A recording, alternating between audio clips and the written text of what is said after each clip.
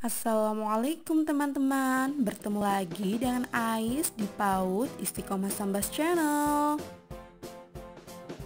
Alhamdulillah, hari ini kita belajar lagi bersama Ais ya teman-teman. Kalau kemarin bersama Lili, hari ini kita akan belajar bersama Ais tentang bagian yang dimanfaatkan dari tanaman.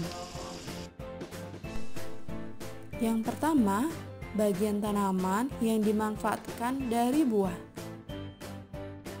Tanaman yang dapat dimanfaatkan buahnya, misalnya tomat dan terong. Tomat dan terong kalau sudah tua kita petik lalu dimasak menjadi sayur lodeh. Lezat teman-teman. Yang kedua, bagian tanaman yang dimanfaatkan dari biji. Nah, sekarang bagian tanaman yang bisa dimanfaatkan bijinya apa ya teman-teman? Ada yang tahu? Ya, benar. Ada tanaman kacang hijau dan ada tanaman kedelai. Tanaman kacang hijau dapat diambil bijinya untuk bisa kita manfaatkan membuat bubur kacang hijau. Dan dari tanaman kedelai bisa diambil bijinya untuk bisa dibuat tahu, tempe, dan susu kedelai. Yang ketiga, bagian tanaman yang dimanfaatkan dari bunga. Bagian yang dimanfaatkan bunganya adalah bunga kol dan brokoli. Lihat teman-teman, Masya Allah, cantik sekali ya bunga brokoli dan bunga kol ini. Bunga kol dan bunga brokoli yang sudah tua bisa kita petik dan bisa dimasak menjadi sop yang lezat sekali.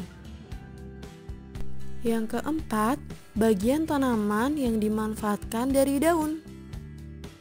Coba sekarang teman-teman boleh tebak bagian tanaman ini mana yang bisa dimanfaatkan? Ya, benar.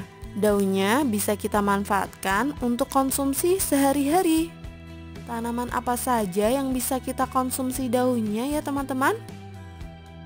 Ada bayam, kangkung, sawi, dan lainnya.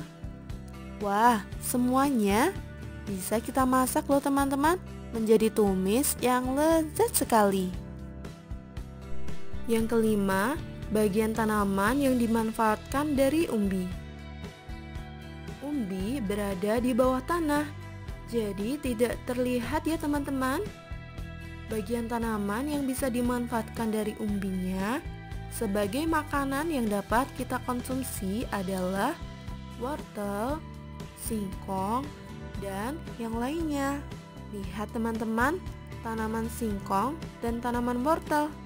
Umbinya di dalam tanah tidak terlihat. Nah, ini singkong dan wortel yang sudah dicabut dari dalam tanah. Wortel bisa kita masak menjadi tambahan sup dan singkong bisa kita masak menjadi tape, singkong rebus, dan masih banyak lagi loh teman-teman. Yang keenam, bagian tanaman yang dimanfaatkan dari batang.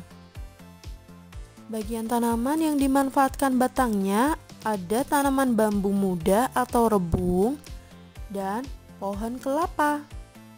Rebung bisa kita manfaatkan batangnya yang masih muda untuk dikonsumsi. Bisa menjadi masakan yang lezat seperti oseng rebung dan rebung lodeh. Sedangkan tanaman kelapa bisa kita manfaatkan batangnya untuk kepentingan manusia, misalnya batang kelapa untuk membuat rumah, membuat cobek, atau lainnya. Yang ketujuh, bagian tanaman yang dimanfaatkan dari akarnya. Akar bisa digunakan untuk membuat hiasan dinding.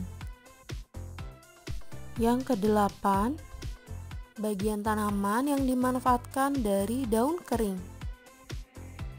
Daun kering bisa kita manfaatkan untuk membuat hiasan rumah atau bisa juga sebagai pupuk kompos yang menyuburkan tanaman. Bahkan bisa digunakan sebagai obat.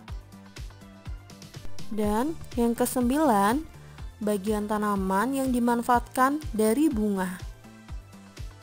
Bunga bisa untuk mempercantik halaman rumah. Alhamdulillah, kita harus selalu bersyukur ya teman-teman atas kebaikan yang Allah berikan, karena Allah lah yang maha menghidupkan sehingga tanaman lingkungan kita menjadi hijau, asri, dan segar. Nah, bagaimana teman-teman? Sudah tahu bukan bagian yang dimanfaatkan dari tanaman? Besok kita belajar lagi bersama ya.